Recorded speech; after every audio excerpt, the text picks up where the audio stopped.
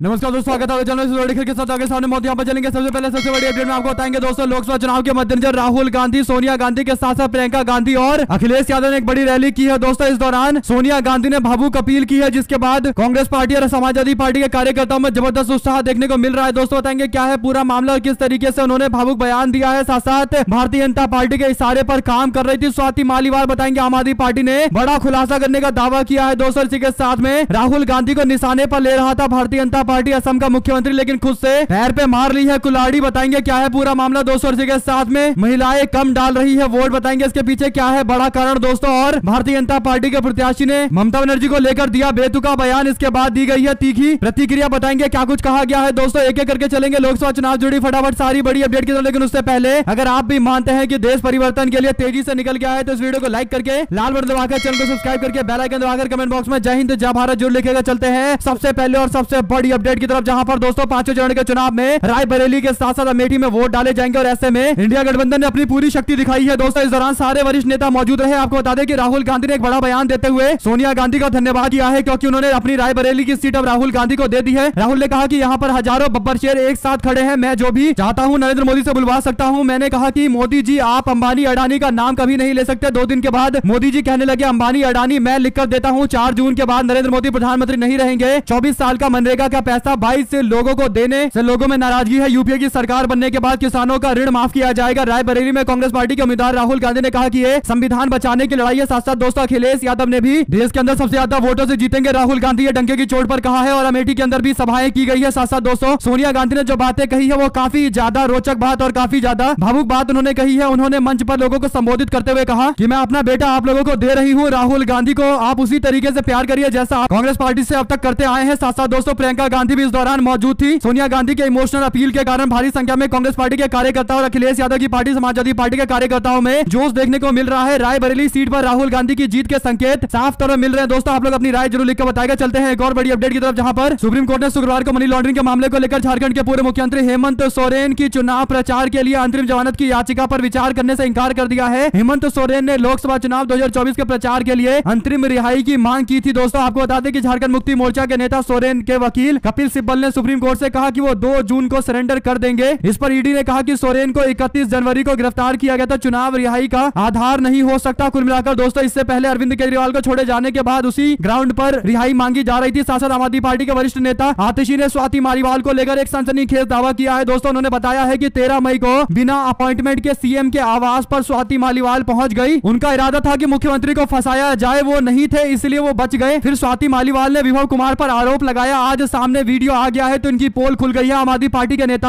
आतिशी ने स्वाति मालीवाल को लेकर और भी बड़ी जानकारी देते हुए बताया है कि भारतीय जनता पार्टी के इशारे पर ऐसा किया गया है। जब से अरविंद केजरीवाल जेल से बाहर आए हैं, बेल पर आए हैं, तब से बीजेपी बौखला गई है। इसी बौखलाहट के तहत ये साजिश रची जा रही है दोस्तों। पांचवें चरण के चुनाव से पहले अचानक ये जानकारी सामने आ जाना अपने आप में इस बात के संकेत है कि कहीं ना कहीं जो लोग दिल्ली के चुनाव में बैकफुट महसूस कर रहे हैं अपने आप को, वो इस तरीके की हरकतें कर रहे हैं, साजिशें रच रहे हैं। आप लोग अपनी राय जरूर लिखकर बताएगा। साथ साथ दोस्तों राहुल गांधी देश के संविधान बचाने के लिए लोगों से वोट की अपील कर रहे हैं। इसके लिए राहुल गांधी संविधान की एक छोटी सी कॉपी अपने हाथ में लेकर चलते हैं और लोगों से कहते हैं कि ये बचाने का हमारा पूरा चुनाव है, यानी भारत के संविधान भारत के आईन को बचाना हमारा इस बार का चुनाव का सबसे बड़ा मुद्दा है। और यही बड़ा कारण है दोस्तों कि भारतीय जनता पार्टी के लोग बौखलाए हुए हैं। राहुल गांधी के संविधान बचाने की बातें लोगों के दिल तक पहुंच रही है और इसीलिए हेमंत बिस्वा शर्मा राहुल गांधी के द्वारा संविधान की जो कॉपी दिखाई जा रही है उस पर निशाना साधते हुए कह रहे हैं कि क्या Rahul Gandhi Chinese constitution Chinese संविधान दिखा रहे हैं, क्योंकि भारत के असली संविधान की जो कॉपी है उसका जो मेन पेज है, ऊपर का जो पेज है कवर पेज, वो लाल कलर का नहीं है बल्कि दूसरे कलर का है, अलग डिजाइन बना हुआ है। हेमंत बिस्वा शर्मा इसे चाइनीज कॉन्स्टिट्यूशन बता रहे हैं जो राहुल गांधी के हाथ में है दोस्तों। इसके बाद लोगों ने हेमंत बिस्वा शर्मा को बता दिया है कि उन्होंने खुद इस तरीके का बयान देकर सेल्फ गोल कर लिया है। इसके बाद वो तमाम फोटो दिखाई जा रही है जिसमें भारतीय जनता पार्टी के लोग, उसमें नरेंद्र मोदी अमित शाह दोनों है जो लाल कलर के इसी संविधान को लोगों को दे रहे हैं, राष्ट्रपति को दिया जा रहा है। अब सवाल ये खड़ा होता है कि क्या भारतीय जनता पार्टी के लोग चाइना का संविधान दूसरे को दे रहे हैं। आप लोग अपनी राय जरूर लिखकर बताएगा दोस्तों। इसके साथ में चौथे फेज को लेकर अंतिम आंकड़े जारी कर दिए गए हैं। अंतिम आंकड़े में बिहार, बंगाल, झारखंड में महिलाओं के वोटिंग परसेंटेज में इजाफा हुआ है, लेकिन मध्य प्रदेश एक अलग तरीके का केस है दोस्तों। यहाँ पर पुरुषों के कंपेयर में महिलाओं ने काफी कम वोट डाला है। सवाल यह है कि क्या मध्य प्रदेश के अंदर भारतीय जनता पार्टी जो लाडली बहना योजना की बातें कर रही थी, क्या उनके द्वारा ये योजना लागू नहीं करने पर और लोगों को बेवकूफ बनाने पर महिलाओं ने कम वोट डाला है? ये बड़ा सवाल है दोस्तों। इसी के साथ में अन्य राज्यों के अंदर महिलाओं ने पुरुष से ज्यादा वोट लगभग डाले हैं, लेकिन काफी ज्यादा अंतर मध्य प्रदेश में देखने को मिल रहा है। आप लोगों की जो भी राय हो लिखकर जरूर बताएगा। चलते हैं एक और बड़ी खबर की तरफ, जहां पर प्रधानमंत्री कि नरेंद्र मोदी वाराणसी से चुनाव लड़ रहे हैं और श्याम रंगीला ने यहां से नॉमिनेशन भरा था, लेकिन उसके बाद श्याम रंगीला का नॉमिनेशन रद्द कर दिया गया। दोस्तों बड़ी बात यह है कि मात्र 8 कैंडिडेट बचे हुए थे, इसमें से प्रधानमंत्री मोदी भी एक है, लेकिन दोस्तों एक और कैंडिडेट अपना नाम वापस ले लिया है। प्रत्याशी पारसनाथ केसरी ने नाम वापस ले लिया। इसके बाद वाराणसी के अंदर अब केवल 7 कैंडिडेट बचे हैं। क्या सूरत की तरह ही वाराणसी के अंदर भी होगा और सब लोग धीरे धीरे करके अपना सारा नाम वापस ले लेंगे? दोस्तों आप लोग अपनी राय जरूर लिखकर बताएगा। चलते हैं एक और बड़ी अपडेट की तरफ, जहां पर चुनाव आयोग ने शुक्रवार को कोलकाता हाईकोर्ट के पूर्व जज और भारतीय जनता पार्टी के लोकसभा के उम्मीदवार अभिजीत गंगोपाध्याय के खिलाफ नोटिस जारी कर दिया है। उनको मुख्यमंत्री ममता बनर्जी के खिलाफ उनकी अनुचित और विवेकहीन और अशोभनीय टिप्पणी के लिए तलब किया गया है। हल्दिया में 15 मई को आयोजित एक सभा के दौरान बनर्जी के खिलाफ टिप्पणी की गई थी। गंगोपाध्याय ने उनके खिलाफ टिप्पणी करते हुए अभद्र भाषा का इस्तेमाल किया था। इस पूरे मामले को लेकर चुनाव आचार संहिता का उल्लंघन बताते हुए मामला दर्ज कराया गया है। दोस्तों अब जो जानकारी आ रही है उसके अनुसार इलेक्शन कमीशन ऑफ इंडिया ने नोटिस थमा दिया है। तृणमूल कांग्रेस ने बीजेपी नेता के द्वारा दिए गए बयान को बेहद शर्मनाक घृणित बयान बताया है। हालांकि भाजपा के लोग वीडियो को फर्जी वीडियो बता रहे हैं। साथ साथ दोस्तों हेमंत बिस्वा शर्मा राहुल गांधी के द्वारा लाल कलर के संविधान देने को लेकर सवाल खड़ा कर रहे थे। अमित शाह की भी एक तस्वीर सामने आई है जहां पर वो लाल कलर का संविधान किसी व्यक्ति को दे रहे हैं। मोहम्मद जुबैर ने फोटो शेयर करते हुए भाजपा के नेता हेमंत बिस्वा शर्मा से सवाल पूछा है। दोस्तों आप लोग अपनी राय जरूर लिखकर बताएगा। चलते हैं एक और बड़ी अपडेट की तरफ, जहां पर सट्टा बाजार को लेकर बड़ी जानकारी है। 5वें चरण के अंदर अमेठी और रायबरेली में वोट डाले जाएंगे और उससे पहले एक जानकारी देते हुए बताया गया है कि सट्टा बाजार के अंदर अब अमेठी और रायबरेली को लेकर रेट सामने आने लगे हैं। लोग अपने अपने दावे कर रहे हैं। जो जानकारी दी जा रही है उसके अनुसार सट्टा बाजार इस बात को प्रिडिक्ट कर रहा है कि अमेठी के अंदर स्मृति ईरानी को इस बार जनता टाटा अलविदा बाय बाय कहने वाली है और कम से कम 50,000 के अंतर से कांग्रेस पार्टी के नेता केएल शर्मा यहां से चुनाव जीत रहे हैं। प्रियंका गांधी और केएल शर्मा के आपसी एकजुटता के कारण ऐसा हो रहा है। आप लोग अपनी राय जरूर लिखकर बताएगा। दोस्तों चलते हैं एक और बड़ी अपडेट की तरफ, जहां पर लोकसभा चुनाव के मद्देनजर समाजवादी पार्टी के राष्ट्रीय अध्यक्ष अखिलेश यादव ने कहा कि अमेठी में अब सिलेंडर वाले लोग अब सरेंडर कर रहे हैं, यानी अपनी हार मान चुके हैं। मुझे वो समय याद था जब अमेठी में मीठी चीनी के लिए कड़वा झूठ बोला गया था। अखिलेश यादव ने कहा कि अमेठी की आवाज दिल्ली लखनऊ तक पहुंच रही है। यह गठबंधन नहीं है। हम लोग 1+1 11 हो रहे हैं। बीजेपी वाले यहां से 9 तो 11 हो जाएंगे। इस बार इंडिया गठबंधन समाजवादी पार्टी मिलकर सरकार बनाएगी। साथ साथ दोस्तों मनोज तिवारी की रैली का एक वीडियो काफी ज्यादा शेयर किया जा रहा है। इसमें एक व्यक्ति भारतीय जनता पार्टी का पट्टा गले में डालकर आगे की ओर चल रहा है। दोस्तों यानी रोड शो में बीजेपी का सपोर्ट कर रहा है, लेकिन जैसे जैसे वो आगे बढ़ता चला जाता है वैसे वैसे उसकी बातें बदलने लगती है। भारतीय जनता पार्टी के नेता पीछे प्रचार कर रहे थे, लेकिन जब उस व्यक्ति से पूछा जाता है कि आपको क्या लग रहा है मनोज तिवारी या फिर कन्हैया कुमार कौन चुनाव जीतेगा, तो वो अचानक से पलटी मारते हुए कहता है कि इस बार कन्हैया कुमार को हम लोग वोट देंगे। यानी भारतीय जनता पार्टी के रोड शो में शामिल व्यक्ति इस बात को कह रहा है कि कन्हैया कुमार चुनाव जीतने जा रहे हैं। ये साफ संकेत दे रहा है दोस्तों की उत्तर पूर्व की सीट जहां से भारतीय जनता पार्टी ने इस बार टिकट नहीं बदला है, लोग लग रहा है सांसद बदलने वाले हैं और कन्हैया कुमार एक बड़ी जीत हासिल कर सकते हैं। साथ साथ दोस्तों एनसीडब्ल्यू के रेखा शर्मा ने स्वाति मालीवाल वाले केस में लगभग 10 अलग अलग तरीके से ट्वीट किए। यानी जैसे ही स्वाति मालीवाल वाला केस सामने आया वैसे ही सबसे ज्यादा एक्टिव अगर कोई दिखाई दिया तो एनसीडब्ल्यू की चीफ रेखा शर्मा दिखाई दी। राष्ट्रीय महिला आयोग की चीफ काफी एक्टिव नजर आ रही थी। लेकिन दोस्तों सवाल यह है कि जब प्रज्वल रेवन्ना वाला मामला सामने आया था, ब्रजभूषण शरण सिंह वाला मामला सामने आया था, तब उन्होंने एक ट्वीट भी नहीं किया। अगर राष्ट्रीय महिला आयोग जिसे निष्पक्ष होना चाहिए वो कई सारे मामले को लेकर अलग अलग तरीके का रवैया अपनाएगा तो ये कहीं ना कहीं देश के लिए बुरी खबर है। स्वाति मालीवाल को लेकर 10 ट्वीट करना अच्छी बात है, लेकिन सवाल यह है कि वो अन्य मुद्दों पर चुप्पी क्यों साधे रहती हैं। आप लोग अपनी राय जरूर लिखकर बताएगा। दोस्तों साथ साथ हरियाणा की सत्ता के पावर सेंटर से करनाल में मुकाबला कर रहे कांग्रेस के युवा चेहरे दिवांशु बुद्धि राजा ने अपने चुनाव को रोचक बना दिया है। बीजेपी के वर्तमान मुख्यमंत्री यहां से विधानसभा का उपचुनाव लड़ रहे हैं, जबकि पूर्व मुख्यमंत्री मनोहर लाल खट्टर लोकसभा का प्रत्याशी है। सरकार ने पूरी ताकत यहां पर झोंक रखी है। बावजूद इसके हर दिन बढ़ने के साथ यहां पर चुनावी रंग एक अलग ही तरीके का संकेत दे रहा है। दोस्तों महंगाई बेरोजगारी के साथ बीजेपी की केंद्र व राज्य सरकार की तानाशाही भी यहां पर एक बड़ा मुद्दा बनी हुई है। किसान आंदोलन के दौरान राज्य व केंद्र की बीजेपी सरकार का किसानों के प्रति रहा रवैया यहां आक्रोश में तब्दील हो गया है। मुद्दे से ज्यादा कई जगह चुनाव जनता बनाम बीजेपी तब्दील होता जा रहा है। पंजाबी समाज से आने वाले मनोहर लाल खट्टर के नाम पर यहां एक मुश्त पंजाबी वोट बटोरती बीजेपी के लिए पंजाबी समाज से ही आते हुए युवा चेहरा दिव्यांशु बुद्धि राजा को उतारकर कांग्रेस पार्टी ने एक और पेच फंसा दिया है। करनाल लोकसभा सीट में 9 विधानसभा है, जिसमें से 5 करनाल जिले के अंदर, 4 पानीपत के अंदर है। करनाल में जो तैयारी बीजेपी ने कर रखी है दोस्तों वो काफी नाकाफी साबित हो रही है और यही बड़ा कारण है कि मुख्यमंत्री जो वर्तमान है नायब सिंह सैनी अगर वो भी चुनाव हार जाए तो इसमें कोई दो राय नहीं है। ग्राउंड रिपोर्ट देने वाले कई सारे न्यूज आर्टिकल में इस तरीके के संकेत दिए जा रहे हैं। दोस्तों आप लोग की जो भी राय हो लिखकर जरूर बताएगा। इसी के साथ में राहुल गांधी बोले, कहा खटाखट से घबराए लोगों को जनता हटा देगी फटाफट। यानी प्रधानमंत्री मोदी जो खटाखट वाला बयान दे रहे थे, अखिलेश यादव ने फटाफट वाला बयान देते हुए घेरते हुए ये टिप्पणी की है। साथ साथ नरेंद्र मोदी से ज्यादा कुंठित कोई दूसरा व्यक्ति नहीं हो सकता। एक इंटरव्यू में उन्होंने कहा कि राहुल गांधी चुनाव के लिए मेहनत कर रहे हैं क्योंकि कहीं मोदी उनके परदादा से आगे ना निकल जाए। जवाब तो लंबा लिखना चाहती थी लेकिन अभी के लिए इतना ही काफी है। कहां पंडित नेहरू, कहां आप, यानी नरेंद्र मोदी पर तंज कसते हुए कांग्रेस पार्टी की नेत्री सुप्रिया सेनेट ने एक तस्वीर शेयर की। इसमें नरेंद्र मोदी को देश के पहले प्रधानमंत्री जवाहरलाल नेहरू के पैर के पास छोटा सा दिखाया जा रहा है, यानी दोनों को कंपेयर करते हुए लिखा गया है कि कहां नेहरू जी है और कहां नरेंद्र मोदी है। वो तुलना करने योग्य भी नहीं है, दूर दूर तक भी नहीं है। साथ साथ दोस्तों जिग्नेश मेवाड़ी जो कांग्रेस पार्टी के गुजरात के बड़े नेता है, उन्होंने दिल्ली में अब डेरा डालना शुरू कर दिया है। कन्हैया कुमार के प्रचार प्रसार में जुट गए हैं, कैंप करेंगे और जगह जगह जाकर पार्टी के नेता के पक्ष में वोट मांगेंगे। दोस्तों एक दलित चेहरे के तौर पर काफी बड़े नेता के तौर पर जाने जाते हैं जिग्नेश मेवाड़ी। गुजरात के चुनाव में उनकी लोकप्रियता देखते ही बनती है और ऐसे में अब दिल्ली में आकर वो जो प्रचार करने लगे हैं कन्हैया कुमार को लेकर, ऐसा लग रहा है कि कन्हैया कुमार चुनाव जरूर लड़ रहे हैं लेकिन उनकी मदद के लिए कई सारे हाथ सामने आ रहे हैं। दोस्तों इसी के साथ में पश्चिम बंगाल के अंदर तृणमूल कांग्रेस ने भाजपा पर आरोप लगाया था कि एक वीडियो में साफ तौर पर यह साबित हो गया है कि बीजेपी के नेता के इशारे पर संदेश खाली का पूरा प्रकरण रचा गया। ऐसे में दोस्तों कोलकाता उच्च न्यायालय ने शुक्रवार को संदेश खाली की महिला बीजेपी के नेता मम्पी दास को रिहा करने का आदेश दे दिया है कि स्थानीय बीजेपी के नेता के स्टिंग ऑपरेशन का वीडियो वायरल होने के बाद उनको गिरफ्तार किया गया था, जिसमें कहा गया कि महिलाओं के विरोध प्रदर्शन की पटकथा बीजेपी ने रची थी, उसी ने उसे कार्यान्वित किया था और उसमें दास की अहम भूमिका थी। न्यायमूर्ति जय सेन गुप्ता की एकल पीठ ने गिरफ्तारी के लिए अधिकार क्षेत्र पर सवाल उठाते हुए पुलिस की कार्रवाई के पीछे किसका हाथ है ये टिप्पणी करते हुए छोड़ दिया है, यानी दोस्तों राहत दी गई है बीजेपी के नेता को। लेकिन सवाल यह है कि क्या संदेश खाली के मामले को लेकर ये जो फुटेज सामने आया था, जो स्टिंग ऑपरेशन सामने आया था, क्या उसके कोई मायने नहीं है? कोलकाता हाईकोर्ट में देखते हैं कि क्या टीएमसी कोई याचिका दाखिल करेगी। आप लोगों की जो भी राय हो दोस्तों लिखकर जरूर बताएगा। इसी के साथ में अजीत पवार गुट के नेता ने बीजेपी को सपोर्ट करने वाले एमएनएस के नेता राज ठाकरे पर ही निशाना साध दिया है। लोकसभा चुनाव के मद्देनजर महाविकास अघाड़ी गठबंधन के सामने भारतीय जनता पार्टी का महायुति गठबंधन है, लेकिन महायुति केवल कहने के लिए है, यहाँ पर कोई एकजुट नहीं है। आपस में ही विवाद देखने को मिल रहा है, एक दूसरे पर निशाना साधने लगते हैं। दोस्तों राज ठाकरे ने शिवसेना यूबीटी के प्रमुख उद्धव ठाकरे की आलोचना करते हुए कहा था कि आप छगन भुजबल की गोद में कैसे बैठे, ये सवाल है। इस पर छगन भुजबल ने पलटवार करते प्रतिक्रिया दी है। अजित पवार गुट के नेता छगन भुजबल ने कहा कि राज ठाकरे को सीएम एकनाथ शिंदे से वही सवाल पूछना चाहिए जो उन्होंने उद्धव ठाकरे से पूछा था। एकनाथ शिंदे कहते हैं कि बाला साहब ठाकरे की शिवसेना, तो फिर छगन भुजबल अब आपकी गोद में क्यों बैठ गया है, ये सवाल है। तो राज ठाकरे को पूछना चाहिए एकनाथ शिंदे की शिवसेना से। यानी दोस्तों भारतीय जनता पार्टी के गठबंधन के सहयोगी है छगन भुजबल, जो ओबीसी नेता के तौर पर जाने जाते हैं और ओबीसी आरक्षण को लेकर उन्होंने भारतीय जनता पार्टी के मंत्री के पद से इस्तीफा दे दिया था। इसके बाद राज ठाकरे के साथ उनके बयानबाजी से साफ संकेत है कि भारतीय जनता पार्टी और उसके गठबंधन में जो लोग अभी महाराष्ट्र में जुड़े हुए हैं उन सभी पर कोई ना कोई ऐसा केस चल रहा है जिससे बचने के लिए वो लोग बीजेपी के गठबंधन का हिस्सा बने हुए हैं। लेकिन मैं समय पर उनके मन में जो बातें दबी हुई है भारतीय जनता पार्टी को लेकर या उसके सहयोगी को लेकर, वो उभर कर सामने आ ही जाता है। छगन भुजबल के इस बयान से ऐसा ही कहा जा सकता है। साथ साथ दिल्ली के मुख्यमंत्री अरविंद केजरीवाल की याचिका पर सुप्रीम कोर्ट में सुनवाई पूरी हो गई। केजरीवाल ने शीर्ष अदालत में प्रवर्तन निदेशालय की गिरफ्तारी को चुनौती दी थी। सुप्रीम कोर्ट ने इस फैसले को सुरक्षित रख लिया है। साथ ही कहा गया कि केजरीवाल जमानत के लिए ट्रायल कोर्ट जा सकते हैं। सुनवाई के दौरान ईडी ने सुप्रीम कोर्ट को बताया कि शराब नीति केस में अरविंद केजरीवाल आम आदमी पार्टी को आरोपी बनाया गया है। इसके कुछ ही देर के बाद ईडी की एक टीम दिल्ली के राव रेवेन्यू कोर्ट पहुंची और शराब नीति केस में 8वीं सप्लीमेंट्री चार्जशीट दायर की गई। इसमें केजरीवाल और आम आदमी पार्टी का नाम शामिल किया गया है। यानी दोस्तों पूरी आम आदमी पार्टी को आरोपी बनाया गया है। देखते हैं आम आदमी पार्टी की ओर से क्या इस पूरे मामले पर याचिका दाखिल की जाएगी। साथ साथ दोस्तों सिंगापुर और हांगकांग के बाद नेपाल ने भी भारत के 2 मसाला ब्रांड एवरेस्ट और एमडीएच की बिक्री और खपत और आयात पर रोक लगा दी है। सवाल यह है कि क्या नेपाल भी भारत के प्रोडक्ट को बैन करके भारत को आंख दिखाने की कोशिश कर रहा है दोस्तों, और कहीं ना कहीं ये विदेश नीति का पूरा मामला है। आप लोग अपनी राय जरूर लिखकर बताएं, क्या बीजेपी की विदेश नीति सफल है या विफल है। साथ साथ दोस्तों स्वाति मालीवाल मामले को लेकर जो वीडियो जारी किया गया है, इस पर प्रतिक्रिया देते हुए लोगों ने कहा कि स्वाति मालीवाल मामले में आम आदमी पार्टी ने जो वीडियो जारी किया है जिसमें एक महिला सुरक्षा कर्मी उनसे बात करती नजर आ रही है, आम आदमी पार्टी ने एफआईआर पढ़ा होगा। सोचे क्या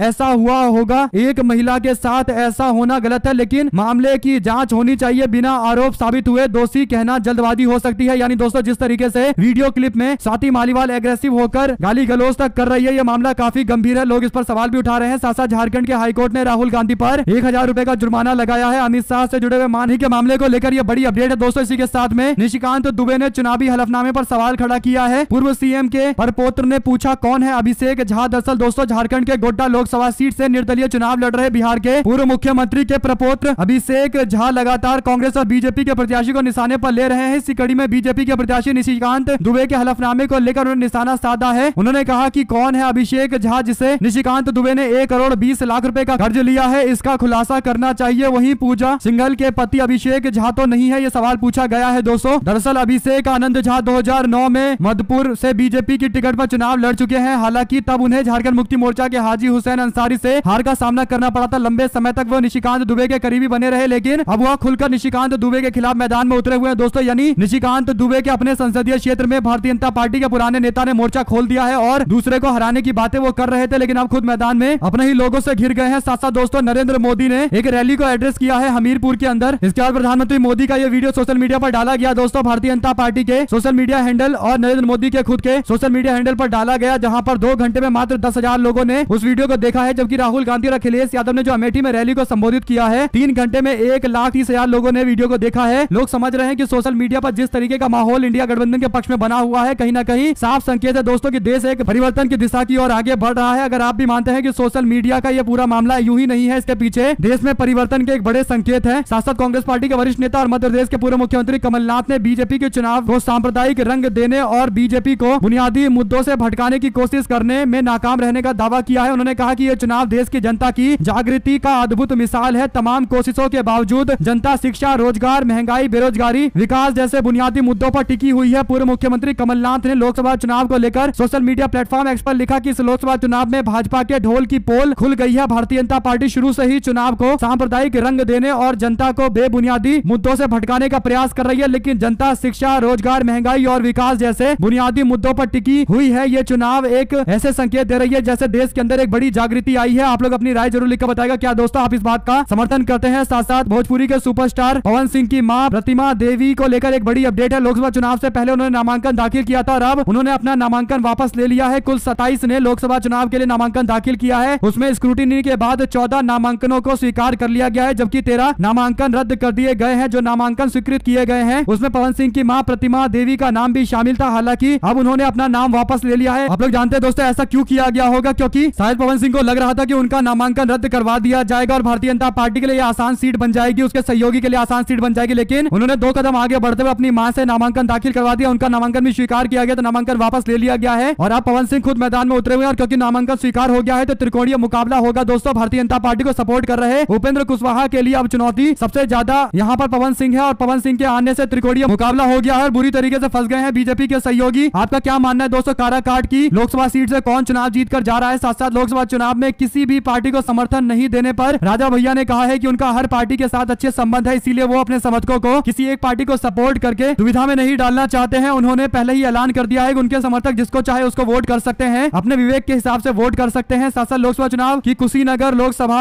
से पूर्व सपा के नेता स्वामी प्रसाद मौर्य के बेटे उत्कर्ष मौर्य ने अपना नामांकन वापस ले लिया है। मंगलवार को इस सीट पर उस समय नाटकीय मोड़ आ गया जब उत्कर्ष ने निर्दलीय नामांकन दाखिल कर दिया। उत्कर्ष से पहले 9 मई को राष्ट्रीय शोषित समाज पार्टी के राष्ट्रीय अध्यक्ष स्वामी प्रसाद मौर्य अपना नामांकन दाखिल कर चुके थे। उत्कर्ष की ओर से नामांकन वापस लिए जाने के बाद चुनाव आयोग ने सीट पर मौजूदा प्रत्याशियों को चुनाव चिन्ह आवंटित कर दिया है। इस सीट पर अब लड़ाई 4 प्रत्याशियों के बीच में हो गई है दोस्तों। इस तरह भारतीय जनता पार्टी है और दूसरी तरफ इंडिया गठबंधन है। स्वामी प्रसाद मौर्य यहाँ पर तीसरी बड़ी लड़ाई लड़ रहे हैं दोस्तों, इसीलिए मुकाबला यहाँ पर काफी रोचक हो सकता है। साथ साथ मध्य प्रदेश के 29 लोकसभा सीटों पर वोट डाले जा चुके हैं। कांग्रेस पार्टी ने मतगणना की तैयारी शुरू कर दी है। 20 मई को प्रदेश कांग्रेस कार्यालय में सभी प्रत्याशियों की बैठक बुलाई गई है। इसमें मतदान को लेकर लोकसभावार रिपोर्ट ली जाएगी, उसके बाद मतगणना की तैयारी पर चर्चा की जाएगी दोस्तों। बैठक में प्रदेश कांग्रेस के प्रभारी जितेंद्र सिंह समेत वरिष्ठ पदाधिकारी उपस्थित रहेंगे। कांग्रेस ने इस बार प्रदेश की 29 में से 27 सीटों पर चुनाव लड़ा है। इंदौर में पार्टी के अधिकृत प्रत्याशी अक्षय कांति बम ने नाम वापस ले लिया था, जो खजुराहो सीट समझौते के तहत समाजवादी पार्टी को दी गई थी, जहां पार्टी की प्रत्याशी मीरा यादव का नामांकन पत्र निरस्त हो गया था। इसके बाद एनडीए ने ऑल इंडिया फॉरवर्ड ब्लॉक के प्रत्याशी आरबी प्रजापति को समर्थन दिया है। देखते हैं दोस्तों मध्य प्रदेश के अंदर कांग्रेस पार्टी के इंटरनल सर्वे में किस तरीके की रिपोर्ट सामने आती है। साथ साथ झारखंड मुक्ति मोर्चा ने अपने विधायक लोबिन हेम्ब्रम को सस्पेंड कर दिया है। पार्टी की ओर से कहा गया है कि लोबिन हेम्ब्रम ने गठबंधन धर्म के विपरीत आचरण किया है, इसलिए उनको 6 साल के लिए निष्कासित किया जा रहा है। हेम्ब्रम ने पार्टी के विपरीत जाते हुए राजमहल लोकसभा सीट पर नामांकन दाखिल कर दिया था। पार्टी के चीफ शिबू सोरेन की ओर से निष्कासन के आदेश जारी कर दिए गए हैं। इस आदेश में लिखा गया है कि विभिन्न जन संवाद माध्यमों और सोशल मीडिया प्लेटफॉर्म से प्राप्त सूचना के आलोक में वर्तमान लोकसभा चुनाव 2024 में आपके द्वारा राजमहल लोकसभा निर्वाचन क्षेत्र से नामांकन कर गठबंधन धर्म के विपरीत कार्य किया गया है, इसीलिए आपको सारे पदों से पार्टी मुक्त करती है। 6 साल के लिए आपको निष्कासित कर देती है। झारखंड की 14 सीटों पर अलग अलग चरणों में चुनाव कराए जा रहे हैं। 13 मई को 4 सीटों पर मतदान कराया गया था। 20 तारीख को 3 और सीटों पर वोट डाले जाएंगे। इसके बाद 25 मई को 4 सीटों पर और फिर 1 सीट पर वोट डाले जाएंगे। लंबे समय से पार्टी इनसे नाराज थी, लेकिन आखिरकार अब यह कार्रवाई कर दी गई है, जो अच्छी बात है। साथ आम आदमी पार्टी के नेत्री आतिशी की ओर से स्वाति मालीवाल को लेकर जो बातें कही गई थी, उनकी ओर से जवाब सामने आए। वो कहती हैं कि पार्टी में कल के आए नेताओं से 20 साल पुरानी कार्यकर्ता को बीजेपी का एजेंट बता दिया। 2 दिन पहले पार्टी ने पीसी में सब सच कबूला था और आज यूटर्न ले लिया। ये गुंडा पार्टी को धमका रहा है। मैं अरेस्ट हुआ तो सारे राज खोल दूंगा, इसलिए ही लखनऊ से लेकर हर जगह शरण में घूम रहा है। आज इसके दबाव में पार्टी ने हार मान ली और एक गुंडे को बचाने के लिए पूरी पार्टी से मेरे चरित्र पर सवाल उठाए गए। कोई बात नहीं, पूरे देश की महिलाओं के लिए अकेले ही लड़ती आई हूँ, अपने लिए भी लड़ूंगी। जमकर कैरेक्टर असैसिनेट करो, वक्त आने पर सब सच सामने आ जाएगा। आप लोगों की पूरे मामले पर जो भी राय हो दोस्तों लिखकर जरूर बताएगा। हमारे साथ जुड़े रहेंगे सभी दोस्तों, भाइयों, बहनों, मित्रों का बहुत बहुत धन्यवाद। जय हिंद, जय भारत।